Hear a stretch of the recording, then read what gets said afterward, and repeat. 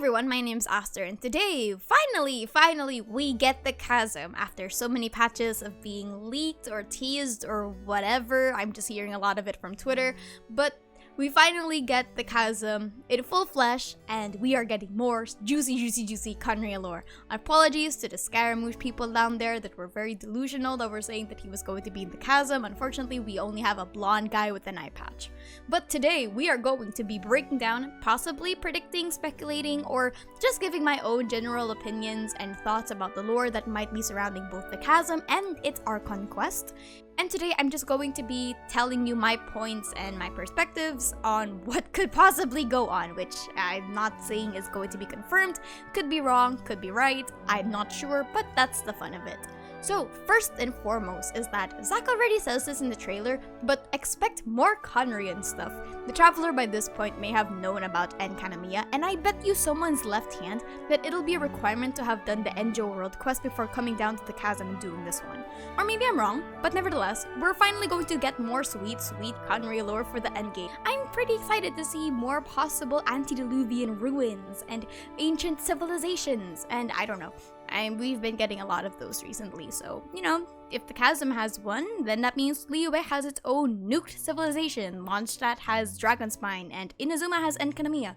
I won't be surprised if Liyue has one too. But we follow this up with number 2. Legend says that the Chasm was formed 6,000 years ago by a fallen star. According to legend, the meteorite had a proud and agitated temper, and during the Archon War, the constant strife caused this meteorite to leap back into the heavens, leaving behind a chasm. So the meteorite that landed in the Chasm was way before the dominion of Rex Lapis, or Morax, I guess.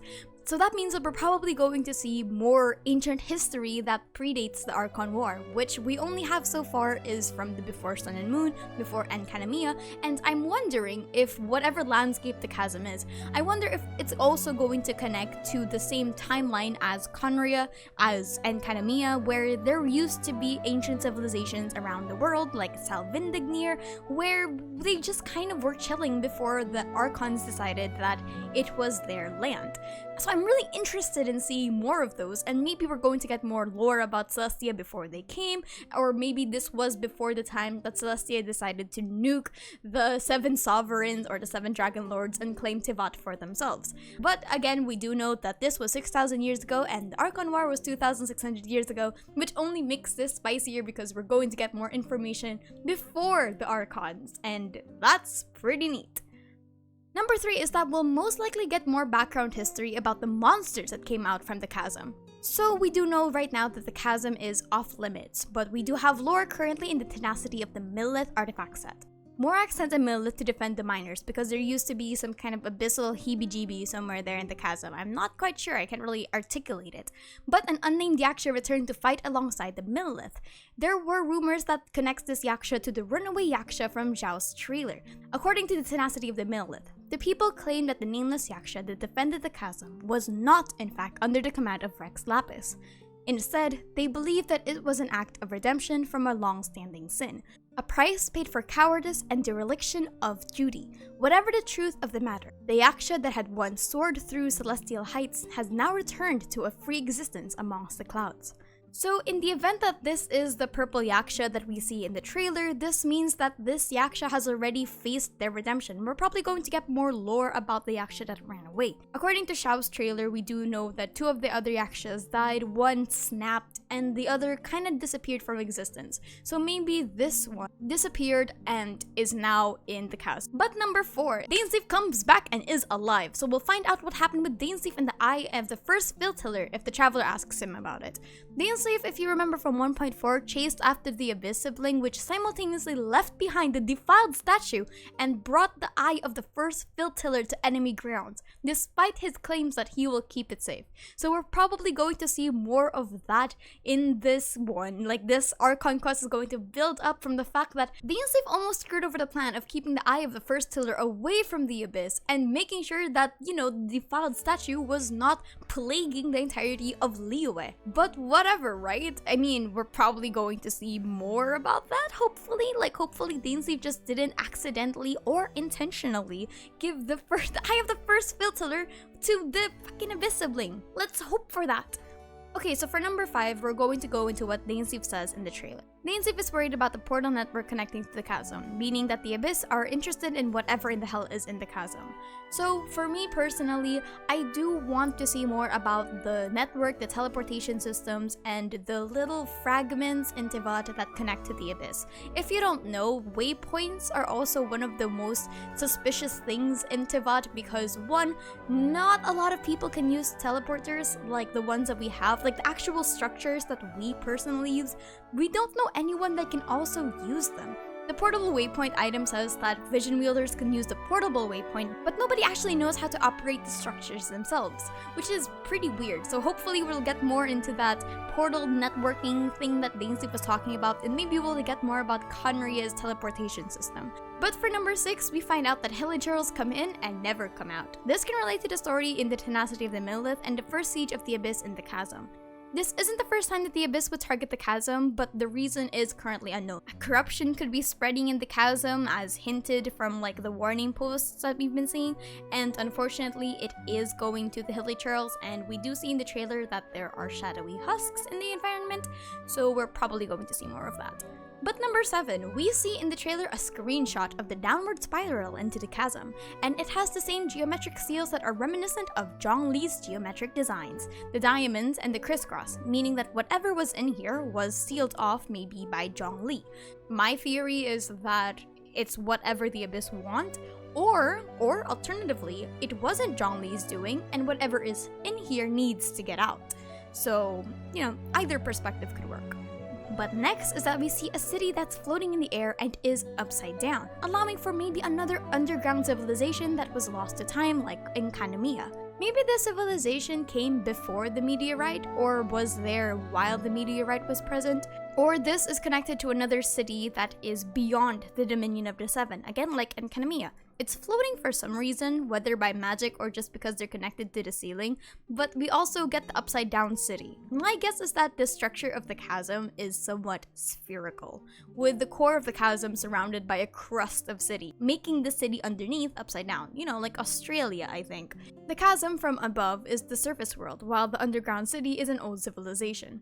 We get more hints about the design. It looks a lot like Khaenri'ah's aesthetic, a soft pastel underwater vibe, but instead of seaweeds, we get a lot of mushrooms. Speaking of mushrooms, we see a really big tree, and this tree in the trailer reminds me of something known as the dragon blood tree in our world. But if this place does have the Seven Sovereigns ancient civilizations background and history motif that they're going for, then that means this might be connected to the Seven Dragon Lords just like in Khaenri'ah. By the way, if you're wondering how I came to the conclusion that this looks like the dragon blood tree, I literally just googled tree that looks like a mushroom or mushroom that looks like a tree, and this was one of the pictures that showed up, okay? Just don't overthink it. But it would be pretty interesting that this tree is known as a dragon blood tree in our world, just to, wonder why it's known as a dragon blood tree in our world. Are there actual dragons in our world? Maybe our world has better lore. Though on a side note, yeah, it does look like a big mushroom. The new place has a lot of mushroom aesthetics to that, and Khaenri'ah had, seaweeds and corals, and whatever the hell that is. But now we go deeper and we see something that might cement the theory the chasm had an ancient civilization in the past. We see a narrow blue structure being corrupted, and in my opinion, this looks like the Skyfrost nail that destroyed the Dragonspine civilization. If you don't know, there's a mysterious civilization in Selvindig near Dragonspine that was destroyed by Celestia centuries ago. The way that they destroyed it was through the Skyfrost nail. But this is more blue than the Skyfrost nail, whereas that one had a gray and blue palette. Either this is something else entirely, or this is just what it looks like when it's being powered by something. But in the end, if there was an ancient civilization and Celestia did nuke them with another Skyfrost nail, then we need to find out the history of why Celestia is just killing these civilizations. Human or not human, we are not sure for certain because there are dragon people that currently exist in Genshin, but it's just a little weird to think of another civilization that was nuked into oblivion once again by Celestia. And speaking of inhabitants, we now have a new enemy that is exactly like the shadowy husks, which I'm assuming is an animal claymore creature. The shadowy husks were introduced in Khaenri'ah as being empty shells of something that was once human. This entity may be connected to not only the abyssal energy, but also to Khaenri'ah by that logic. Whatever this was could easily just be the Khaenri'ahn citizens. I don't know either. When the Traveler and Day go to the bottom, they come face to face with the ruined serpent and the first proper appearance of the Abyss Electrolector in lore. Meddlesome fool and cumbrous no longer. We then get a rapid shot of the domain for the Chasm, which I'm assuming is for the artifacts, and a rapid shot of several other places that we just covered. We see the Electro Abysslector summon a golden crystal. Whatever this golden crystal is, we see Dainsleif in pain and the shadowy husks also writhing, which further connects them. Maybe Dainsleif in the future is destined to become a shadowy husk. As for what the gemstone is, I'm not sure either. Maybe it's what the Abyss was looking for in the Chasm.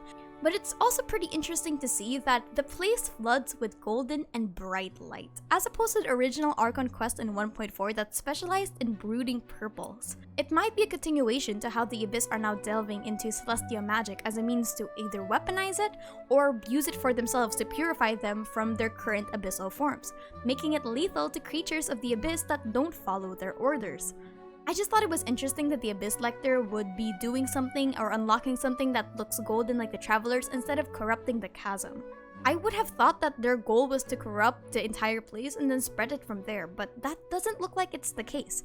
But yes, those are just my personal thoughts on the Archon quest that's going to be happening soon. And as for the Inazuma Event Festival, I am so excited that we're seeing Xingqiu, we're seeing Albedo, and we're seeing Klee, and we're seeing Venti. Unfortunately, we don't have a Venti Part 2, which is a lot of lore people were very, very disappointed hearing that we aren't going to just straight up ask Venti, what the hell did you do to Enkanami, and what the hell are the Fanis and the God of Time?